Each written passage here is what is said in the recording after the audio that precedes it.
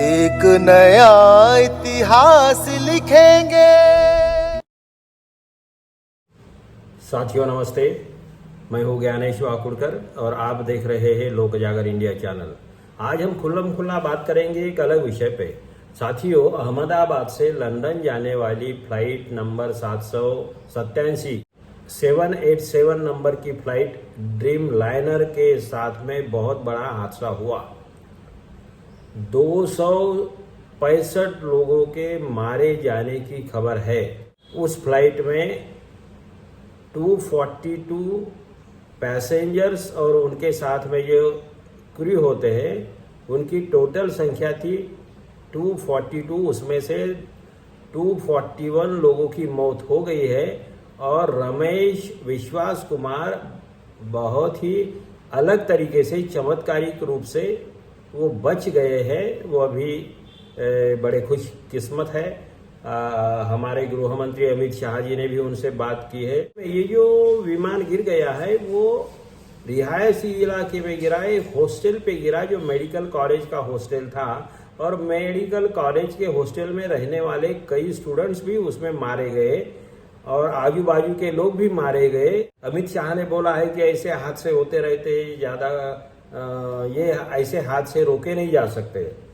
और फडणवीस ने बोला कि भाई ऐसे विषय में राजनीति ना करे। अब ये वही लोग हैं, असल में इस पे राजनीति नहीं करनी चाहिए, इसमें कोई शक नहीं है। कांग्रेस की सरकार के जमाने में ऐसा कोई हादसा हो गया होता तो यही लोग भोंक रहे होते, जोर जोर से भोंक रहे होते, गांव गांव में, गली गली में, हर तरह पे, हर लेवल पे भोंक रहे होते। आकाश वत्स एयर इंडिया के क्रैश जहाज में सीट नंबर 25A पर दिल्ली से अहमदाबाद का सफर पूरा कर उतर गए थे। इनका बयान वायरल हो रहा है और इनके बयान के मुताबिक फ्लाइट में काफी कुछ अजीब था। एसी काम नहीं कर रहे थे, पैसेंजर अखबारों से हवा कर रहे थे, टीवी स्क्रीन रिमोट काम कर नहीं रहे थे। इनका कहना है कि जहाज़ों में इनकी दिलचस्पी है, इसलिए उन्होंने टेक्निकल बातें भी नोटिस की थी। आकाश वत्स ने काफ़ी समझदारी से लिखा है कि इसीलिए एयर इंडिया को टैग कर ट्वीट किया है कि फ्लाइट में क्या क्या दिक्कतें थी, यह जानने के लिए मुझसे कांटेक्ट करिए। ये उन्होंने एयर इंडिया को लिखा, संबंधित लोगों को लिखा कि भाई इसमें कितनी बड़ी परेशानियां हैं और अगर आपको इंटरेस्ट है तो मुझसे कांटेक्ट करिए। लेकिन किसी ने उनके साथ में कांटेक्ट नहीं किया। और भी एक रिपोर्ट आ रही है जो बहुत ही वायरल हो रही है। तो ये बोला जा रहा है कि अहमदाबाद से लंदन जाने वाली ये फ्लाइट में उसके पहले जो उड़ने के पहले जो चेकिंग होता है तो उसमें चेकिंग में कुछ गड़बड़ियां होने की संभावनाएं किसी एक पोस्ट में, जो बहुत पोस्ट वायरल हो रही है, उसमें लिखा हुआ है।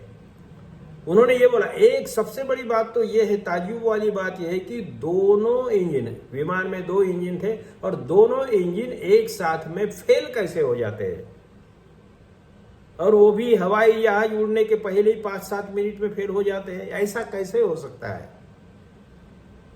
इतना सारा फ्यूल था।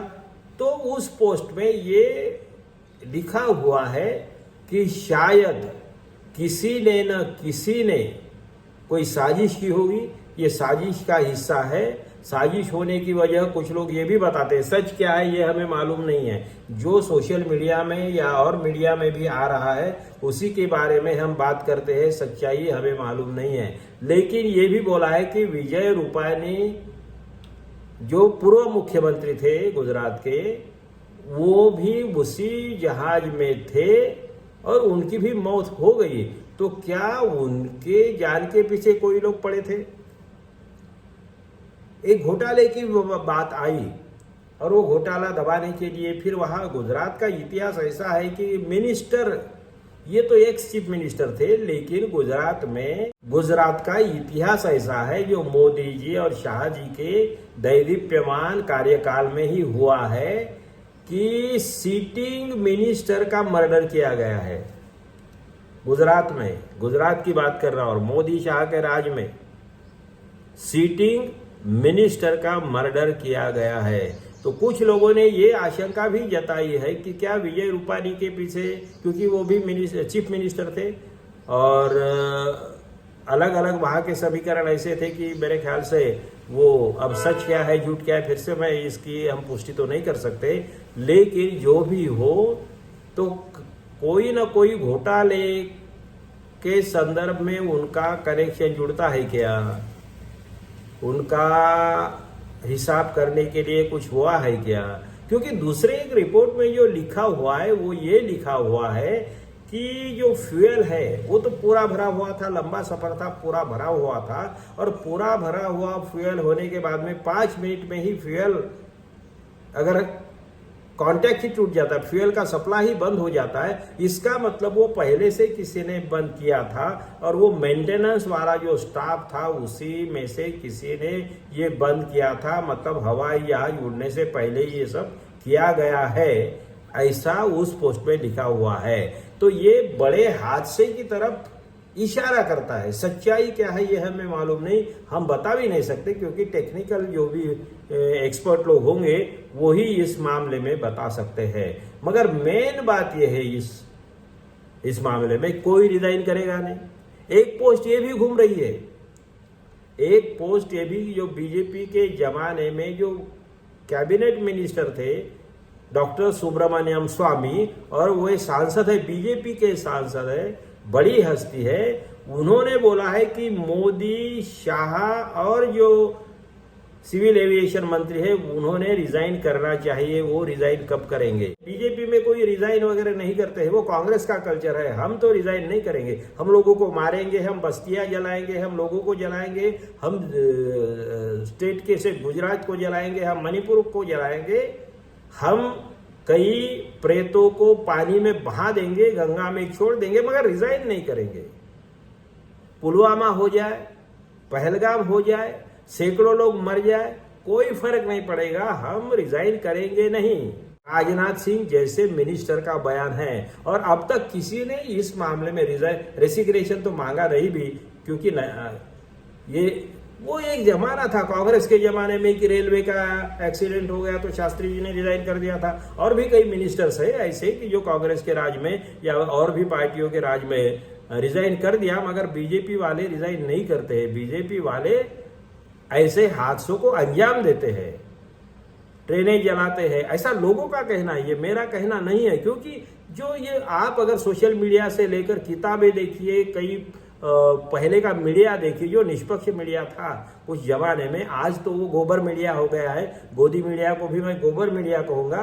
तो ये गोबर मीडिया के जमाने में तो बीजेपी के खिलाफ में कुछ नहीं होंगे, वो सिर्फ यहाँ पे वहां पे भी क्या करेंगे, मोदी जी जाएंगे, जैकेट पहनेंगे, उनका वो जो फोटो सेशन होगा, बीच में फ्रेम में कोई नहीं होगा, यही काम होता है। लोगों के मरने से क्या संबंध है, और ऊपर से वोट भी मांगेंगे। पहलगांव में देखा ही ना आपने, इधर पहलगांव जाने के लिए मोदी जी को समय नहीं मिला, मगर बिहार में जाके वोट मांगने में उनको जरा भी शर्म नहीं आई। तो ये सच्चाई है, बीजेपी वालों की ये सच्चाई है। अगर कांग्रेस का जमाना होता तो पुलवामा हमला ही नहीं होता। पुलवामा हमला अगर किसी इनकी लापरवाही से हो गया होता तो मिनिस्टर को रिजाइन करना पड़ता, या प्राइम मिनिस्टर ने भी रिजाइन कर दिया होता, मगर शर्म हमको आती नहीं। बीजेपी को तो शर्म हया नाम की कोई चीज ही नहीं है। देश को बर्बाद करने में ही उतारू है, उन लोगों का कल्चर ही वही है, क्योंकि वही दंगे करवाते हैं। ये सच्चाई है, अब क्या करे, क्या करे, सच बोले, सच बोलना ही पड़ेगा, सच बोलना ही पड़ेगा। कितने गुनाह तेरे दुनिया को गिना देंगे, तोड़ा है दिल हमारा कहते हो बना देंगे। ऊपर से बोलेंगे सबका साथ सबका विकास, हम ऐसा करेंगे, हम वैसा करेंगे, हम घर में घुस के मारेंगे। और किसको? वो जो 4 लोगों ने जो 26 लोगों को मारा है पहलगांव में, उनका अता पता भी नहीं आपको मालूम हुआ, अभी तक नाम नहीं आपने डिक्लेयर कर दिए। आपने वो पुलवामा में जो 42 लोगों को मार दिया हमारे सैनिकों को, उनके भी ये जो आरोपी है उनके भी नाम पते आपको मालूम नहीं है, और बातें करेंगे घर में घुसकर मारा है। इन लोगों को बिल्कुल शर्म नहीं आती, जरा भी शर्म नहीं आती। और हमारा गोदी मीडिया और वहां पे जो एंकरनिया जो है ना, ये गोदी मीडिया का स्वरूप आज कोठे जैसा हो गया, पॉलिटिकल कोठा बना दिया है इन लोगों ने। अब क्या करे, और कोठे की बातों पे कितना भरोसा करे, देश का ही सत्यानाश कर दिया है इन लोगों ने। लेकिन हम लोगों को सोचना पड़ेगा, तभी आवाज में ही सही। कुछ लोग अभी बोल रहे हैं कि कुछ ना कुछ घोटाला, बड़ा घोटाला होगा, वो दबाने के लिए विजय कुमार रूपानी या और भी कुछ हो सकता है, ये तो मुझे मालूम नहीं, कुछ भी हो सकता है, क्योंकि ये लोग कितने कारस्थानी हैं, कितने कुटिल है, ये लोग कुछ भी कर सकते हैं। ऐसी जनता कहती है, ऐसा सोशल मीडिया कहता है, ऐसा जो इम्पार्शियल मीडिया है वो कहता है कि ये लोग कुछ भी कर सकते हैं और किसी भी हद तक जा सकते हैं। बहरहाल बात यह है कि 265 लोग मारे गए हैं, इसमें कुछ छात्र भी मारे गए जो मेडिकल कॉलेज के थे, कुछ जनरल पब्लिक में से भी कुछ लोगों की मौत हो गई है। फैमिली के साथ में हमारी संवेदनाएं हैं, ये नहीं होना चाहिए था लेकिन हो गया है। इसके भी डिटेल्स लेने में हमें समय लगा, फिगर्स बाहर, ये भी वो बोर्डिंग पास होती है, उनकी लिस्ट होती है, नाम होते हैं, इसलिए ये फिगर भी बता रहे। नहीं तो मोदी शाह तो बोलते 10-5 लोग मारे गए और बाकी लोगों को बचा लिया गया, ऐसा कुछ भी बोल सकते थे ये लोग, क्योंकि ये लोग गंगा में कितने शव बह गए, बहा दिए गए, ये नहीं बताते, इनको फिगर नहीं मालूम होता है। पुलवामा में कितने मरे हैं ये नहीं मालूम होता है, इसके लिए समय लगता है उनको। लेकिन पाकिस्तान में इधर बम्बार्डिंग हुआ नहीं कि 250 लोग मारे गए, 500 लोग मारे गए, अंधेरे के समय में जहां 2 लोगों के प्रेत भी नहीं मिलते हैं या दिखा नहीं सकते, वहां पे भी ये फिगर्स गोदी मीडिया भी देता है, मोदी जी भी देते हैं, शाह भी देते हैं, बीजेपी वाले सब लोग उछल कूद करके फिगर देते हैं कि हमने 250 को मारा, 500 को मारा, इसको पकड़ा, उसको पकड़ा, लाहौर में कब्जा कर दिया, क्या क्या नहीं बोलते हैं ये लोग।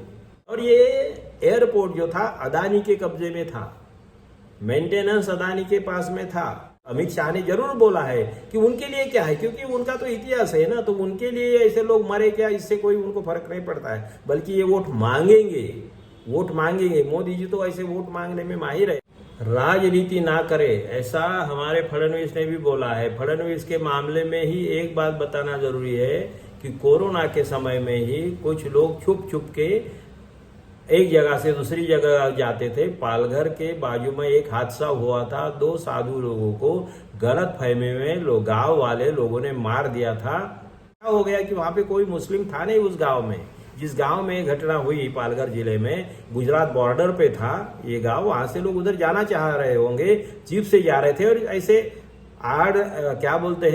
बाहर वाले रास्ते से जा रहे थे, लेकिन इस आदमी ने चिल्ला कर कितना हंगामा मचा दिया था, भोंक रहा था ये आदमी, और अभी ये बोल रहा है कि अभी राजनीति ना करे। बाकी लोग तो राजनीति करेंगे ही नहीं।